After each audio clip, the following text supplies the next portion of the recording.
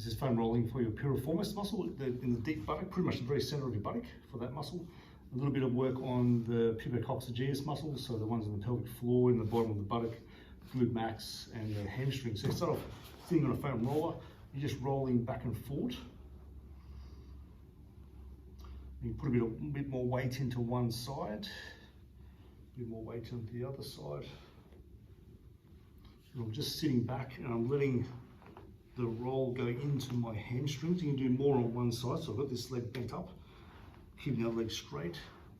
And I can let this leg roll a little bit too as I do it, to get the outer hemis and the more medial ones. I'll change side. This amount of time that I'm doing it is enough. I have to spend a long time doing this sort of things. And I sit back on it again.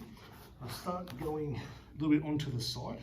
So I'm rolling onto the more middle of my buttock and just rolling up and down the length of my glutes. So I'm rolling along the edge of the sacrum here. And as I start to roll more towards the camera, I hit different parts of the muscle all the way down near the sit bone. Then I'll start to roll a bit more towards the camera, and I'll get another part of the glute med. So I'm rolling right up to the top, near the hip bone at the top. And eventually I'll roll right onto the side,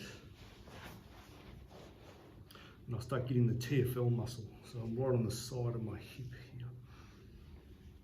And I'll start angling a bit more to the front, like a 3/4 turn. And it can go all the way to the front, so that I'm working right in the front here, so the quads and affecting the hip flexors to a degree too. So just working from the back, gradually rolling over, going up and down. If there's a spot that feels nice and tender, do a little bit of rolling. You can just stay stationary there as well. The other way to work this muscle is as you're going on onto one buttock. So I'm going here, I'm sitting on both of my sit bones. I start to roll one side, pop the leg like that, and this will actually stretch the piriformis while I roll. And this is actually quite a fast way of doing it. It's quite painful for a lot of people, so you don't need to spend much time doing it. And obviously do the other side as well. The other way to do extra work for the TFL muscle, so that's right on the side of the hip here, is for the ball to be in there and just following the line of this muscle, just laying on it.